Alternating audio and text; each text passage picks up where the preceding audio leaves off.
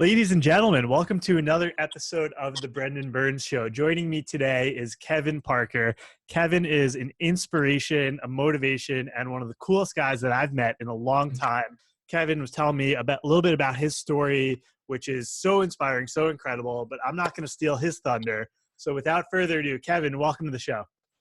Well, thank you very much. It's an absolute pleasure to be on the show. Basically, growing up, I had the normal life. I played baseball and football. My stepfather was my coach. I had a normal childhood. I was a great student. I had plenty of friends in high school growing up, but I played a lot of sports during high school, and I never really had a job. So eventually I started smoking pot and selling pot to make some money while I was in school, and it quickly became a habit. In high school, I was in the honors class. I did very well in school, but slowly but surely, drugs started taking over my life. I started smoking pot, and then on the weekends, I started dabbling with cocaine and ecstasy. In fact, one time in high school, I did cocaine all night, and I actually showed up the next day with no sleep, still high, and I ended up having a seizure on the baseball field. At this point, I realized that I had a problem. But How old were you when that happened? I was 16 years old.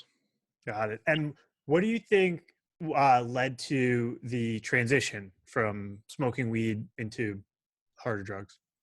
Well, I was easily influenced when I was a younger kid. Somebody I really looked up to, I found that was doing this and selling this. And innocently, I just picked it up and tried it. And I was immediately hooked as soon as I tasted cocaine. I loved it. And when I realized that feeling and that sensation, that rush that I got in my head, it was really difficult to stop. But it started at just a parting thing during the weekends, and it quickly became, it kind of consumed my life after a while.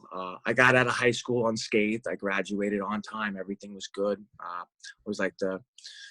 I was one of the most popular kids in class. I was one of the best players on my baseball team, on my football team, and just about 6 weeks after I graduated, I got into a head-on collision with a bus. The bus ran the red light, and I went head-on in collision at an intersection, and it completely destroyed my neck and my back. So I went to a few different treatments, and nothing was really working all that well. And when you say destroyed, you just had a lot of pain come on? Did anything break? Well, I had I had 2 herniated discs in my neck and 2 herniated discs in my back, and I had sciatic nerve damage, and I found that I had scoliosis. Wow. And all of these things kind of played into part. So I started going to different therapies at 18 years old, not knowing what to do. And one of my friends said, "Hey, why don't you go to a pain management doctor? They'll give you painkillers, and they'll really help you out." So, I thought, all right, this could be all right. I'll get rid of my pain. I'll start acting normal again, and I'll get a little killer buzz on the way there. So I started taking painkillers. It started out at about 5 milligrams, and that started working for a little while. But as everybody knows, I never take these kind of medications. You quickly get a tolerance toward them.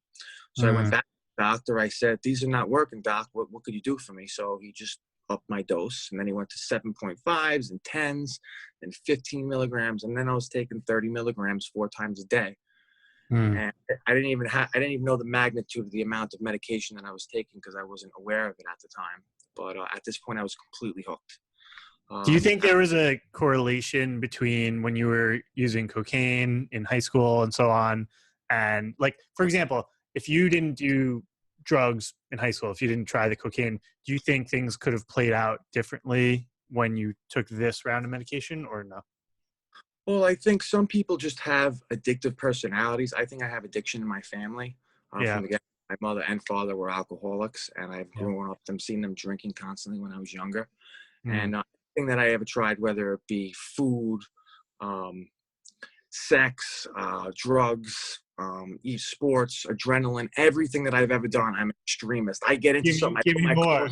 Yeah, I'm just like, give me. I'm such a glutton. I just want all of it, Yeah. So when I like something, I just jump in it with 2 feet, and I don't look back. But I think even if I didn't do drugs and I would have taken painkillers, I would have immediately been hooked because I love that feeling. Got it. And one other question before we move forward is, when you had that experience in high school with the cocaine-induced seizure, how did you stop? If you did, I mean, did you stop taking cocaine at like high levels? And if so, how were you able to stop using at that point in your life before the car accident?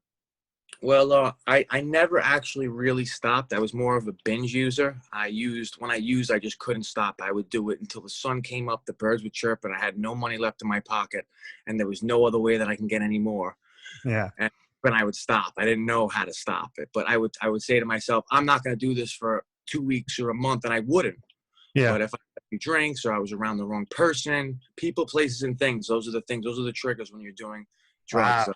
You know. That's important for people to know. So it was when you were surrounding yourself with the wrong people. Mm-hmm. What else would help you? When I was in the wrong environments, Mm-hmm.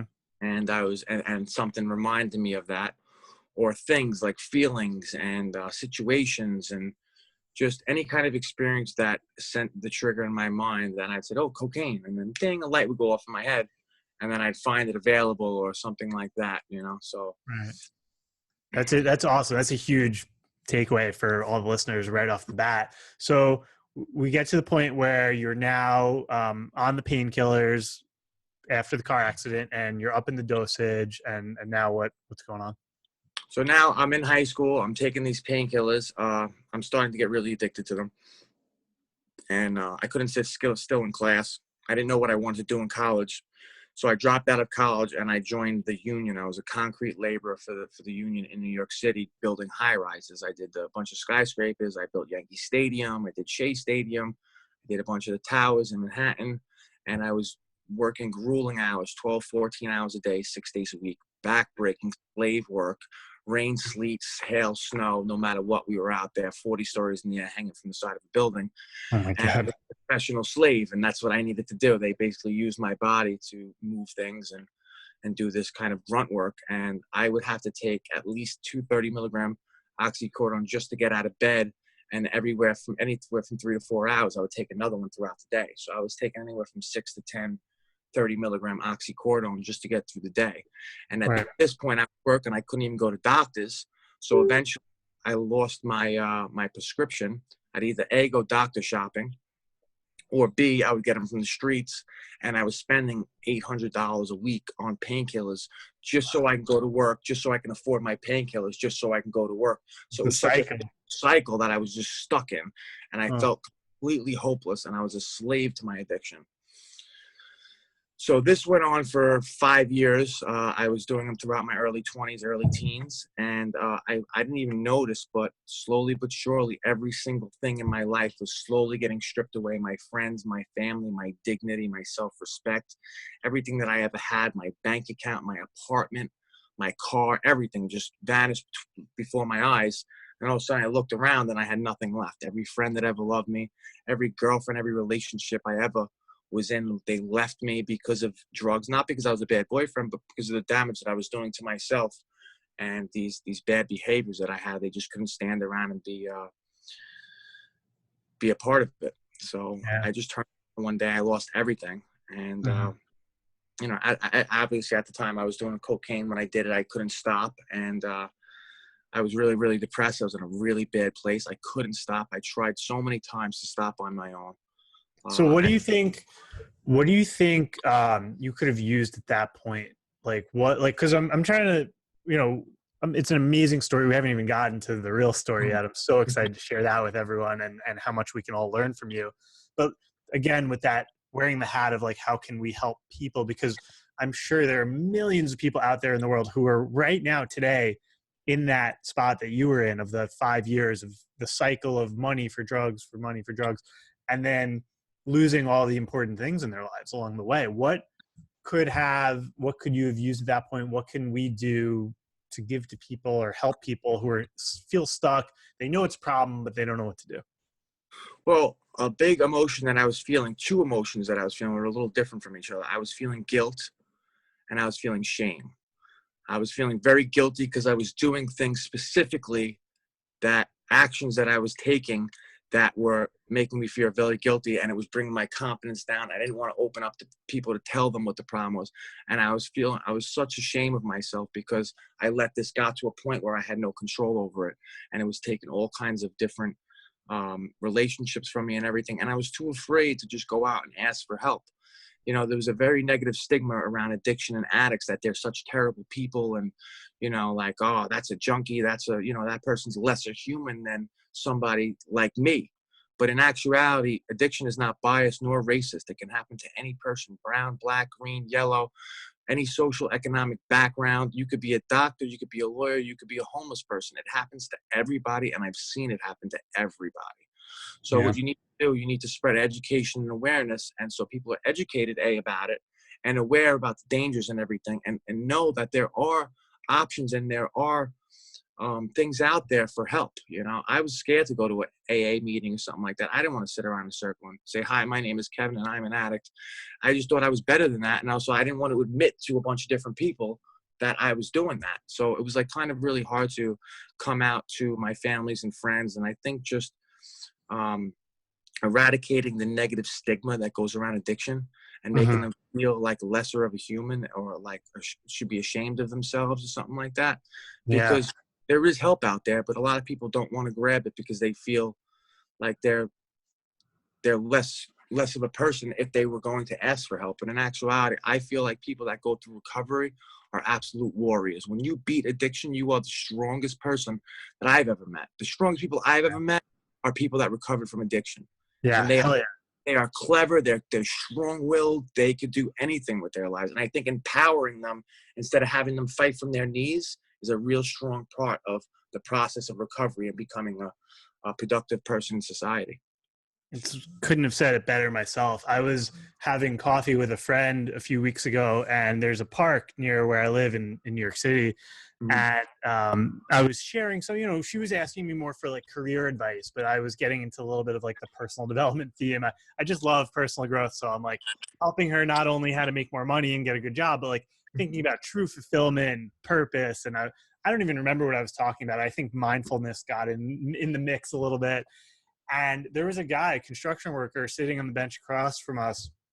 And he looked up at us and he's like, hey, I'm sorry to eavesdrop or interrupt, but I just wanted to share this quote that I think would be really meaningful to both of you. And he said, the past is history. Tomorrow is a mystery. The present is a gift. And that quote isn't really relevant to our discussion, but what's relevant is I thanked him so much for sharing that. And I was said, you know, where did you learn that? And he said, I learned it in AA. And I just saw like the strength inside of him. And I don't know if people would agree with this statement, but I think that in America today, in 2018, with social media, drugs, alcohol, even football, fantasy, social media, everything, I think everyone has on some level some type of compulsive behavior or undiagnosed addiction in some way. Not everyone is doing what I used to do with, like for me, it was food, alcohol, excessive travel, isolation, like social media. Those were my addictions. And I've done a lot of work to overcome that. And so when I see someone else who has beat addiction, I completely resonate with that word warrior. And I just saw this guy and I was like, that guy is a warrior. And I just think I couldn't agree more with the strength of people, because at least in my experience, I really felt a lot of shame as well, which fueled the fire to then cause me to go behave in addictive ways. And to have this like stigma of like, you should be ashamed of yourself for having the addiction. It's like, time out. I have enough fucking shame that's causing me addict. I don't need more shame to then go get better. Yeah. So I hear you on that. So anyway, you were talking about, you know, being surrounded with the wrong people. You were talking about continuing to use the prescription medication. It was becoming worse and worse. And then I'll let you take it from there. All right. So I was on the verge of losing everything. I mean, I was in the process of losing my apartment. They shut my lights off, my gas off. It was in the middle of the winter. I had an apartment with my brother. He wasn't paying any of the rent. And I was just stuck. I had to sell my car. And I was dabbling in any drug that I can get my hands, Xanax. I even smoked crack a few times, and it wasn't even like me because I was just in such a bad place. Because, like you said, there's that cycle. You know, it starts with pain, and then you go through this cycle where you use, then you have that quick minute of bliss, then you feel regret and depression, and then it ends up in pain again. And you're back at square one. So it was just a cycle that I was stuck in, and I was completely lost. I lost absolutely everything. My girl broke up with me. I winded up moving back in with my father. And he let me live with him for about, I think, 8 months. And by like 3 months, I didn't have a job. I wasn't doing anything. I was stealing change out of my dad's freaking. He had one of those 5-gallon water jugs full of change, and I was living off that, stealing from my father. And that was never like me. I was never a thief. And I realized it was a serious problem at that time. My father would see me nodding out in his house, smoking a cigarette, and I'd almost start fires, and he'd like video record me and be like, look at you, you're high. I'm like, I know, Dad, I'm tired. He's like, you're drooling. And I was in complete denial. I wouldn't admit it because I was ashamed, and I looked up to my father. And they tried their best, but they staged an intervention. They didn't do it the right way, but they stormed me. And when I first woke up in the morning, him, my mother, my father, my brother, they all came up. They started yelling at me and telling me, you got a problem. You have to go away for 36 months, at least a 2 or 3 year program, or you're out of here, and we don't want nothing to do with you. And I just felt attacked. And I was just like, you know what? To hell with you. I was like, I'm leaving. I was high as a kite when I woke up. I don't know how. It was in November. November 22nd, 2011, 11/22/11. And I left the house. I was in shorts and a t-shirt. I grabbed a book bag. I put 2 pairs of shoes in it. I guess 1 more shirt or something like that. I was just out of my mind. I grabbed my safe. I threw it on my shoulder, and I stormed out of the house. I was like, I don't want to have nothing to do with you guys. I'm out of here. And I stormed out my house. And a big of the reason why I didn't want to leave is because my girlfriend was there, and I didn't trust her there by herself for 2 or 3 years. I had issues with that. So I wasn't really looking for the benefits of my life. So I stormed to my friend's house. I walked about a mile in the freezing cold on November to my friend's house with a safe on my shoulder. I must have looked like a madman. I was all pissed off walking to my friend's house, and I went there and I manipulated her. I told her, listen, my family's being really unfair. They hate me. They don't want me to live here anymore. I have nowhere to stay. She's like, you can stay here as long as you want. So I stayed there that night. She cooked me a bowl of macaroni and cheese, and I fell asleep. And it should have been the last meal of my life. I woke up. Well, they woke up. I didn't wake up. They woke up. They found me face first in my vomit, blue, completely unresponsive. They freaked out. They called the ambulance. The ambulance picked me up. I actually died in the ambulance. My heart stopped. They revived me with the paddles in the ambulance, and they rushed me to the ICU. And I spent the next 3 weeks in the ICU completely unresponsive, fighting for my life. I had no pain response, which is the bare minimum of brain function. They would poke me in the eyes with sharp objects or stick things underneath my nails to see if I had any brain response. I had none. I had less than 40% oxygen to my brain.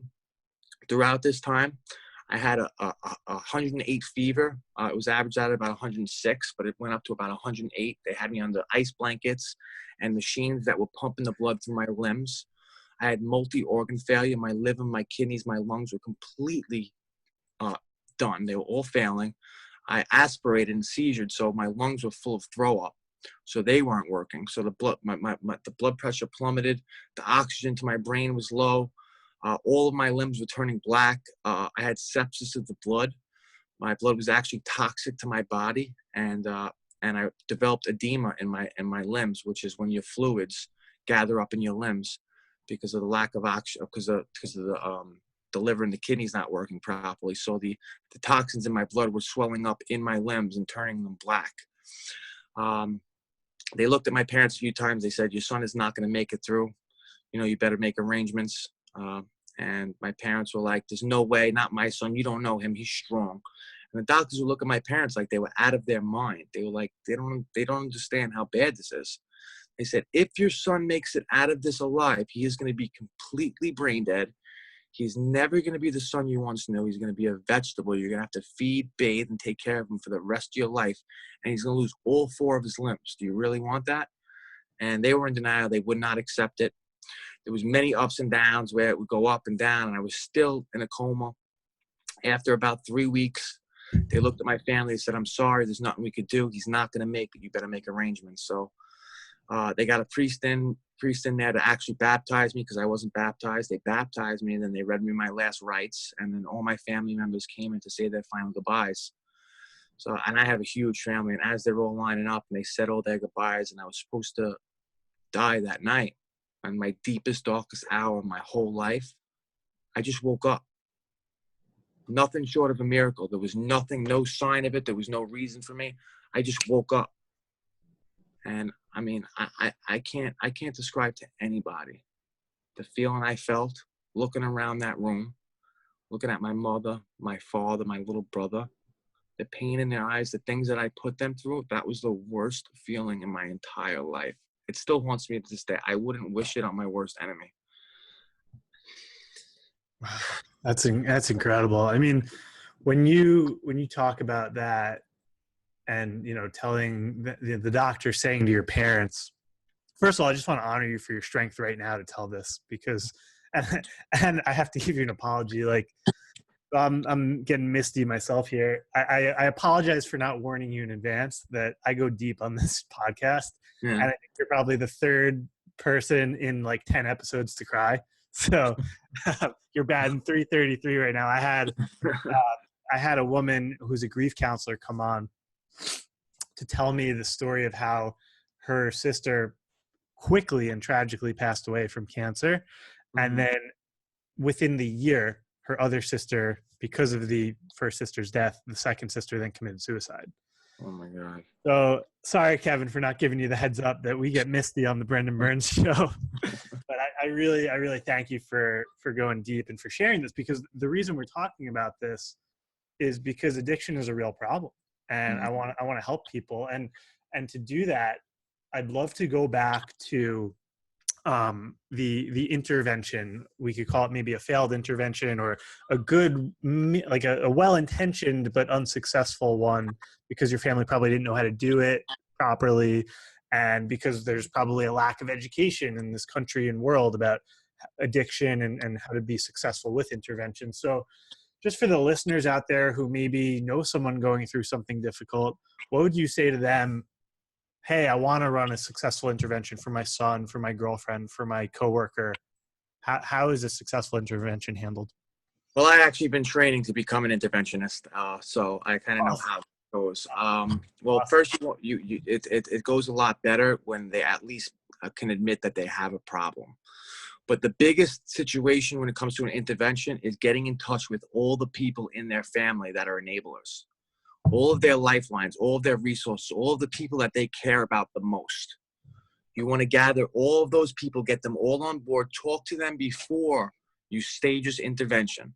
You have to counsel each one of them and figure out how they're enabling this person and how this person values them person, and then make them write down and be able to discuss and tell this person how much they care about them and how their actions have affected their lives and how concerned you are about them. You have to come from a place from concernment instead of anger and pointing fingers and blaming, because then they get defensive and they want to put their hands up and they want to fight back.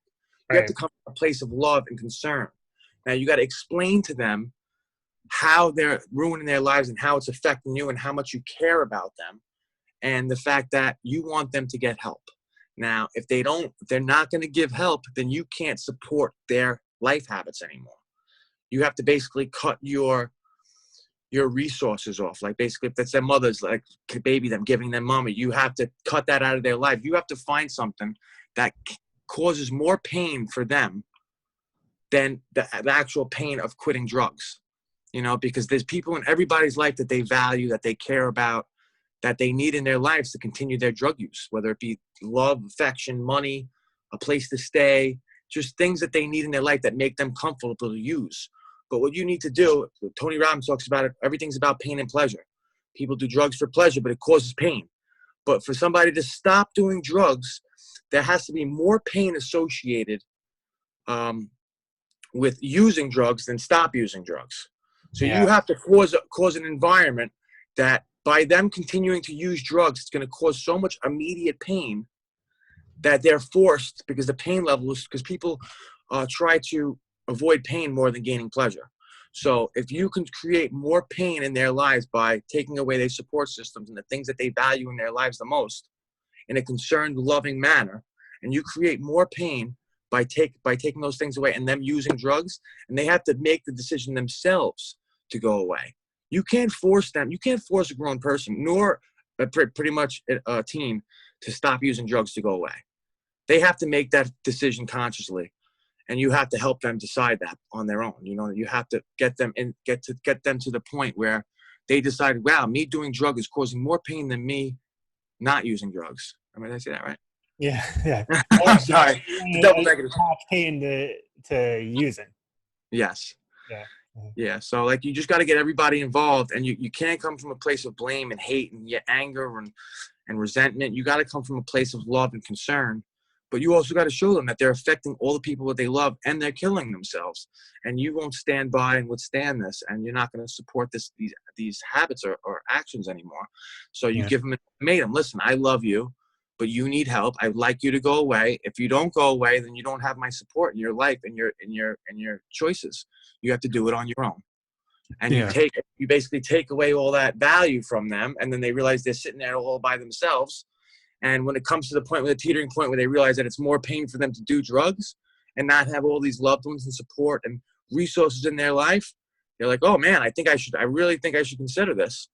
And then once you get to a program, then, you know, it's in their hands, but you have to take away something that they, you know, it's negative punishment, you know? Yeah. Like college, they call it negative punishment. Yeah. What are your thoughts on like addiction recovery programs, either in, you know, go to rehab and live there for a fixed amount of time, or some kind of like outpatient program? Like, do you believe in them, or does it depend? And if so, what do you want to look for in a sort of program? Well, anytime I ever I've done detoxes. I've never went to a 30-day program or a longer extended program. But they do work. They do work. You want to get them out of state, so they don't have friends and people and connections for when they get out, because you can A, get clean in rehab, or B, you can get a bunch of different connections for drugs. It can go either way. So you don't want to go to a rehab facility that when you get out, you can meet up with all your buddies from rehab and use again with them, because then you just get more connections for cheaper drugs. And, you know, and that's just the way that it works. When you go away, you should go away out of state where you don't know anybody, people's places and things. It comes down to that every single time. You know, so you don't want to be around the people that you rehabilitated with. You don't want to, when they get out of rehab, they have to stay away from the people that they used to hang out with. It's just that simple. You can't go and hang out in the same circles with the same people that you were using with when you get out, because you are almost 100% sure to use again if you continue with those habits. But I think they're really great. You do need to look into a program. They have some really intense programs like Dynamite and things like that for younger kids.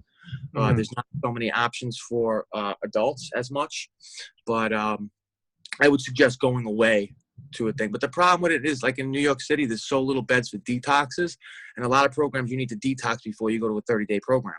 So you have to get yourself into a bed for a 30-day for a detox before you go into a 30-day program. But usually you can't get a detox bed. So it's really, there's like gray areas where it makes it difficult. And there's a lot with the insurances, you know, very, very expensive. And, you know, it's hard to get into these things, but the actual resources do work if they line up properly. But it takes a lot of energy and somebody really being diligent, getting them into these programs. Mm-hmm.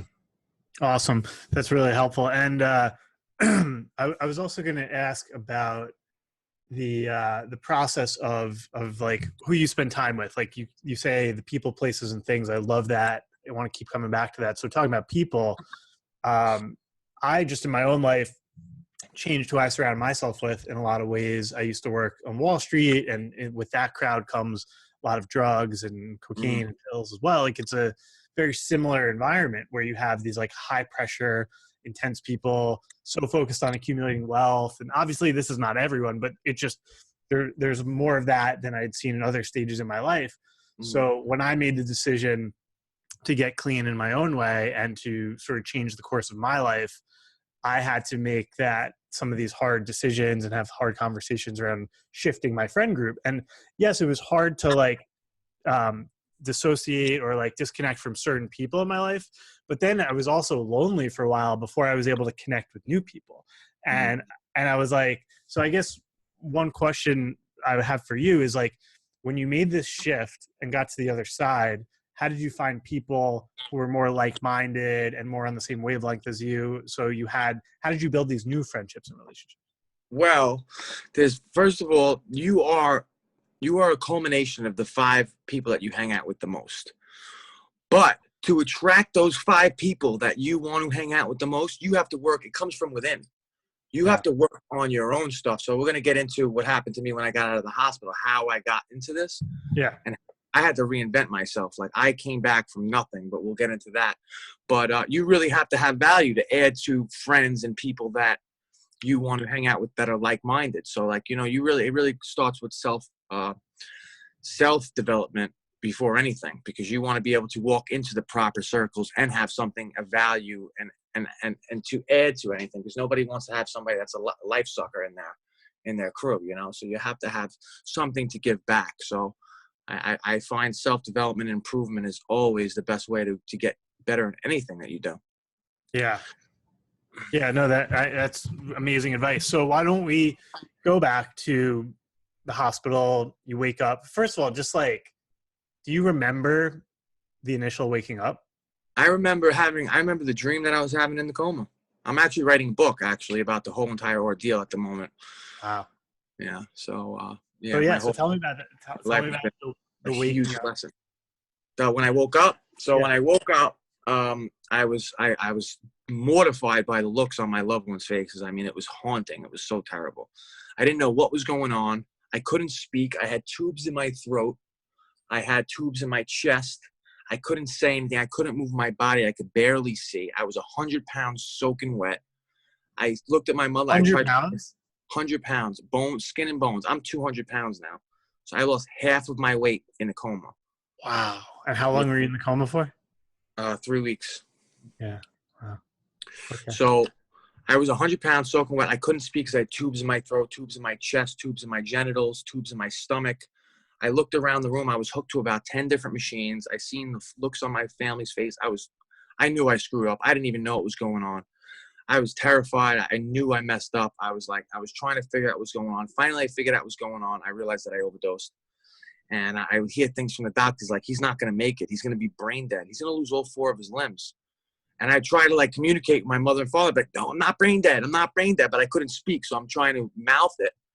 And I would just go like this, because it was the only sound that I could make.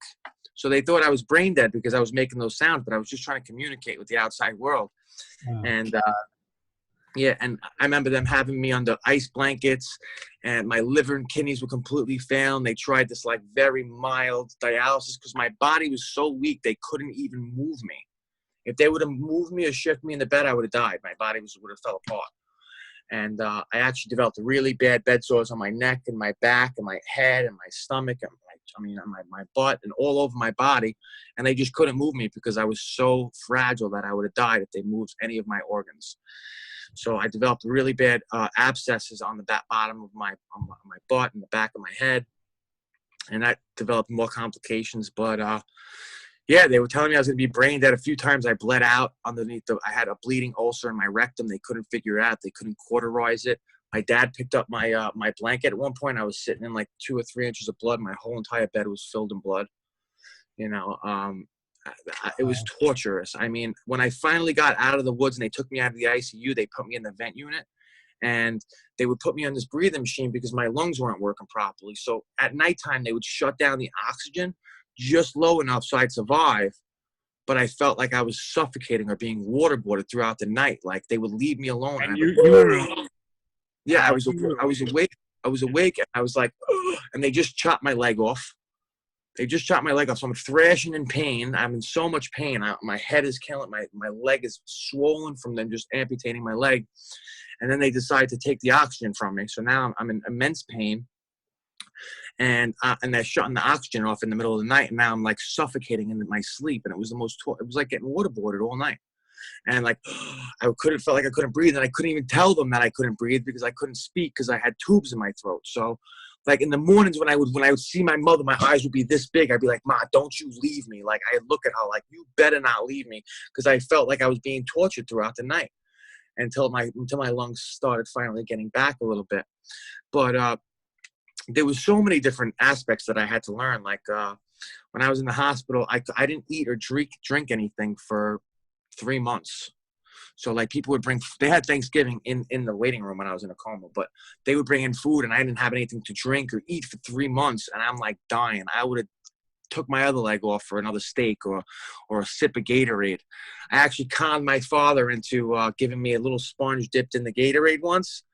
And I'm sucking on the sponge, and it's red Gatorade. And then my speech pathologist took off my dressings off my throat, and there was like red stuff coming out of my neck. And she was like, "Oh my God, what's going on?" And me and my partner were sitting there like two little guilty kids, because I was trying anything to get some. I should have did a Gatorade commercial. The look on my face was priceless. The first time I tasted something, I was like, I almost had an orgasm. So at this point, like early on, like they take you out of the ICU, you're like going through that process of I guess building strength in your lungs. Like at that point, did you have like a prognosis or a thought as to like, because you're fully functional, like you're back, but did you think that you would get back here at that point? No, I couldn't see it. I have corneal scarring in my eye. I couldn't see because they kept my eyes open when I was in a coma because they were so worried about me surviving. They didn't care about the aftercare. So I couldn't see. So I was so delicate to life. I couldn't see anything. And I was on dialysis for like 2 months. And my insides hurt. My leg hurt. I couldn't move. I had complete drop wrist in this wrist. It was completely nerve damage, atrophy. It was just skin and bones. So I'd never be able to move that hand again. I couldn't move my left shoulder, so I couldn't lift this arm up, and I couldn't move this hand. I couldn't speak. I couldn't eat. I couldn't talk. I just learned how to breathe. I didn't have a leg to walk. I was still frying. They had me on the ice blankets for months. I was still had bad infections all the time. I had an abscess in my butt that actually took all of my gluteus on my left side. It was actually eating through my hip bone, and they thought it was just a bed sore, and they would try to sit me up, and I'm like, no. And I was in immense pain. They found out there was like the size of a tennis ball, an abscess from the infection from the bed sore that was on my butt, and it was going to eat my bone in my hip. Thank God they finally looked at it, and they had to suck it all out with a vacuum, and they packed it with this gauze pad. And every time they cleaned the dressing, it was like a magic trick. They would pull out red gauze pad out of the back of my glute. It was very, very painful. And I didn't think I was going to make it because I kept hearing the doctors have to be negative. They can't tell you, oh, you're definitely going to be good. They'd be like, you might not walk again. You have really bad damage. You have a lot of nerve damage. I was supposed to lose all 4 limbs. So I had I still have nerve damage in my other foot. I can't walk barefoot in the foot that I still have. I have nerve damage in this hand. I can't move this hand. This arm is a little messed up. Wow. So I didn't expect it. And I had to learn how to do everything all over again. I was 25 years old learning how to walk again, talk again. I had to learn how to eat again, swallow food, drink. I had to learn how to move my hand again, which didn't come back until way after I got out of the hospital. Although I had all of these physical ailments and all of these crazy obstacles to overcome, I could say undoubtedly that the emotional and mental obstacles coming out of this were way worse than anything physical that my body went through. And what were those obstacles? Well, I had to reinvent myself at 25 years old. I lost my girlfriend, my car, I couldn't work at my career anymore. I had no path in life. I had no friends because all my friends were addicts and they didn't really care about me. I lost all the people that really cared about me. I was withered. I was 100 pounds soaking wet. I didn't have a hand to work with, so I didn't know what I was going to do. I could barely see. I just learned how to walk. The doctors were telling me it was going to take 2 years to learn how to walk. I didn't know how to make a friend at 25 years old. And I felt like I had nothing to offer anybody because I was just an ex-junkie with one leg. I was like, what girl is going to want a guy with one leg when there's a million guys walking around with two? You have a girlfriend, don't you? I have a beautiful girlfriend. And actually, and it's just the mental obstacles that I was like, why would somebody that want somebody that's less like me? Like, I'm never going to be able to move my hand again. I talk like this. I have no career. I have no direction in life. I could barely see. I could barely walk. I was like, I'm not going to be able to do all the things that I've done my whole life. I'm an athlete. I needed that leg. I don't have a leg anymore. What value do I have to give to anybody? So I went through my anger and depression and all these different stages of grief. And I had 2 options. It was either, oh, poor me, I need people to take care of me in my life, or suck it up, take my biggest weakness and turn it into my biggest strength, suck it all up and become the best, most strongest person that I can ever be, and use all of these obstacles and things that I went through as tests of my might and my strength, and to show everybody, believe in me, or even myself, that I can do absolutely anything and I'm completely limitless. So I made a list of every single thing in the hospital I thought I wouldn't be able to accomplish. And I checked off every single one of them. Now, I may not have a leg. I may not be physically the same person as I was before I went into the hospital, but I am 10 times the person that I ever was when I was on drugs. I am stronger, better, smarter, more driven, more passionate about, like, I wake up every morning and I step on my ground with one foot. I put my other foot in my other leg, and I thank God every single morning when I wake up that I'm alive and that I have another chance at life, and I'm not going to give it back. And when I was in the hospital, my stepmother believed in me so much, but she passed away from cancer after on my birthday, actually, when I got out, just when she realized that I was okay. She had stage 4 cancer. She was taking care of me in the hospital. But when she realized that I was okay on my birthday, she passed away because she was able to let go because she knew I was okay. But she always used to tell me that you're going to do something amazing in life. And I didn't really know what that meant. So she passed away, and she always told me you should write a book and whatnot. But I was always tired of seeing these negative stories about people dying in the news. So I wrote to the Sunday Advance, and I told them my story. And they were so inspired by it, and the attitude that I had about it, that fact I was going to school and getting straight A's in school and doing all these amazing things, that they published it on the front page of the Sunday Advance. Now, at this point, a bunch of organizations reached out to me and wanted to do stories, speak at their events, and I never public spoke or anything, but the first time I spoke at a community event in front of kids, I fell in love. I fell in love with the process. I fell in love with giving back to people. It just gave me so much more than I can ever give anybody back. And it was like such a selfless feeling, but it was so gratifying. I feel like when you give, you just get so much back in return. Just emotional bank account just gets totally replenished every time that I help a person. And I tell everybody after I finish a speech when I speak at a high school or intermediate school or a community board, I'm like, if I saved one kid, one family from going through what I went through or what I put my whole family through, then what I went through was all worth it, you know. And I've helped people in my family. I've had people reach out to me on Facebook, on my Instagram, and I've got them into programs, and I've got them help. I've given them inspiration. I've like helped them and coached them through their issues and really got them into a great place. And a lot of people I've gotten clean, and I've given a lot of people inspiration and motivation to better their lives. So I started volunteering in the hospital. I did one-on-one trauma mentoring, which changed my life in the hospital for overdose patients and people that lost their limbs. So I would talk to kids and talk to adults that either lost their limb or coming straight out of an overdose. And I started helping them, and helping them, basically coaching them one-on-one, helping them assimilate to society, tell them what they expect, give them a little words of inspiration, motivation, tell them that they could do it, like unleash that warrior that's living inside of them, that they need to get out there and show them how strong they are. And inspired me on a whole path of self-development and improvement. And I ended up going to Tony Robbins' event, and I decided that I wanted to become, like, I got a psychology degree in psychology, bachelor's in psychology, and I wanted to go back to get my master's to open up a private practice that specializes, a psychotherapist office that specializes in traumas and addiction.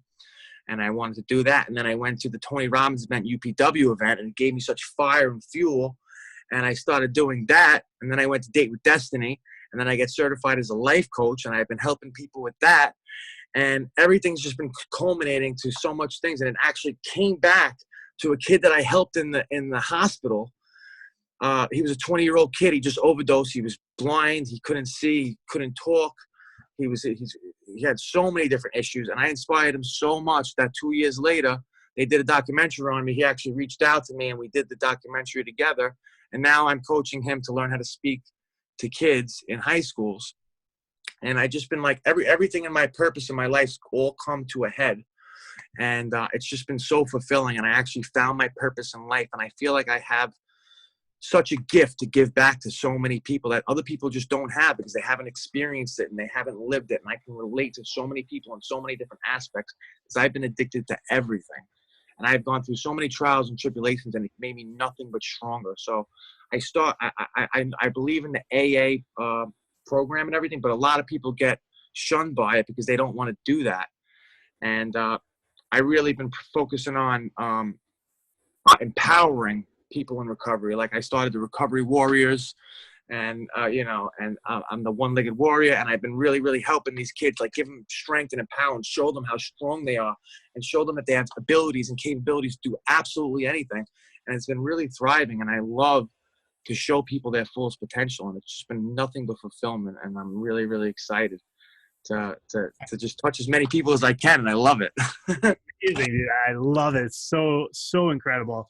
How do you, like, this strength that you have, like, is so inspiring and motivating. And like, if someone's listening right now and they're just like, dude, this guy Kevin is on fire, he's pumping me up, I'm excited, and they want to continue it forward, like they want to build more, like every time I talk to you, I just see more strength and more passion and more dedication. And you've been through so much and you've overcome so much, and that's given you this strength in many ways. And some of it maybe just innately was inside of you. But for someone who's listening right now, who's just kind of going through life and they're like, I want that passion, that strength, that hunger, like how can they build that too? Well, I wasn't always like this, because when I was on drugs or even going out, I was like one of those type of people like, oh, poor me, everything's happening to me. Why me? Why me?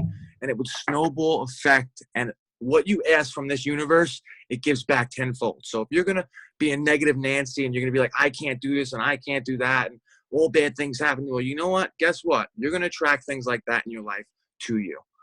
But what I did was I took my biggest weakness, something that I felt was my weakness, and I found a way to manipulate it and make it my strength. If you could take your biggest weakness and turn it into a strength, you are unstoppable.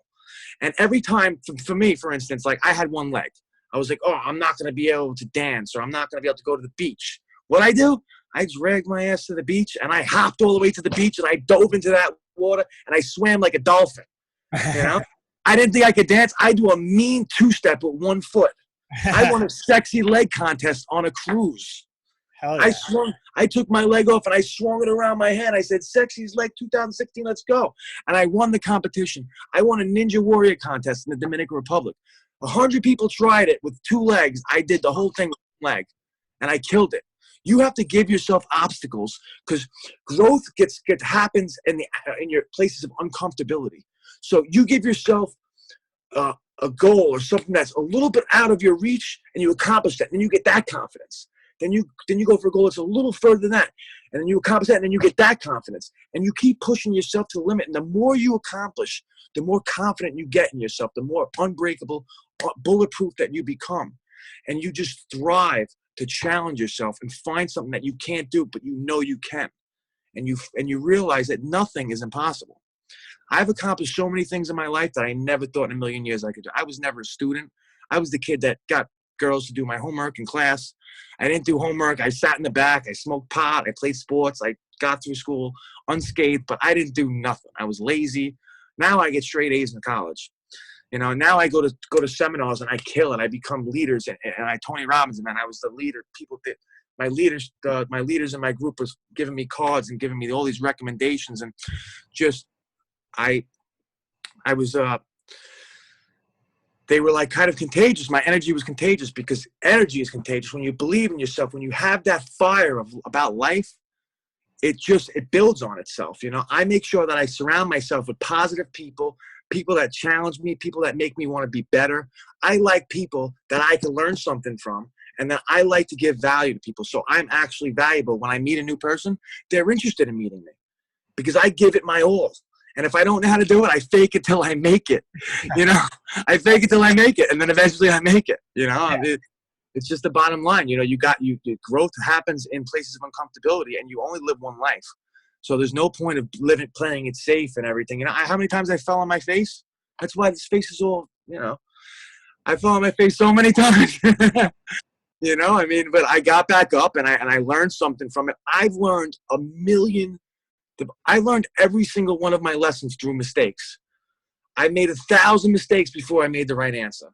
You know, I've done all the wrong things, and eventually I got the right thing. And when I found out what the right thing was to do, I stuck with it.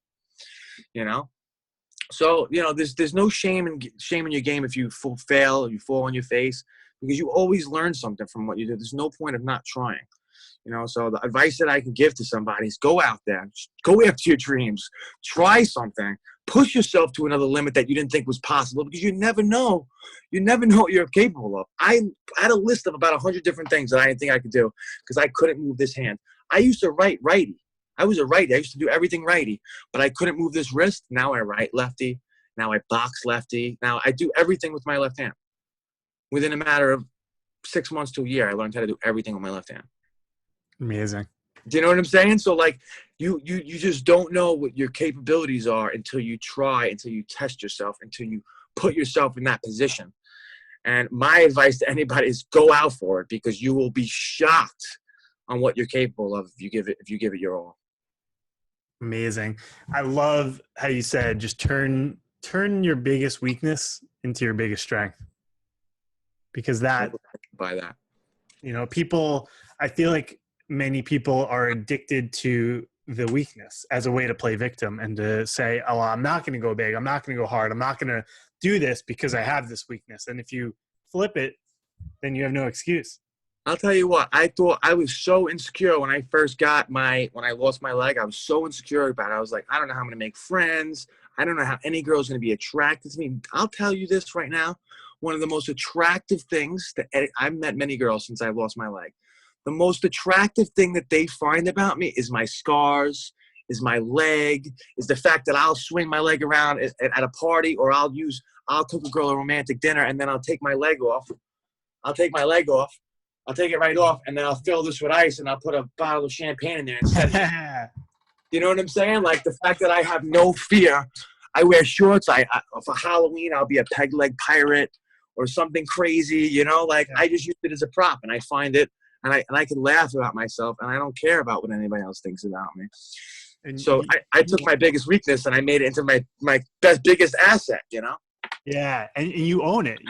You could with these things in life, it's like we can try to hide it and we can put it down or wear pants or do everything we can to hang on to the shame about it and put it in the closet. Or you could wear it, right across your chest and be like, I'm one-legged fucking Superman and here's who I am and I'm going to have fun with this. And if you want to make fun of me, I'll laugh. And, it's like whatever, like you own it and you don't try to hide it, I think is just amazing. Thank you. Yeah. Anyway, dude, that's just incredible. And before we just call it, what's like the parting wisdom? I mean, I know there's just like you can help everyone. So I'd love just like parting wisdom generally to listeners. But if you also have anything specifically to say to people who might even be in denial about what they're doing or using, like maybe just something you could say to help reach them. Well, what I can say is everybody on this planet is addicted to something. Choose your poison, whether it be food, whether it be drugs, whether it be sex, whether it be action, adrenaline, you're addicted to something. So there's no shame in admitting that you have a problem because it's probably affecting your life in one way or another. There is help out there. There is so many different avenues out there.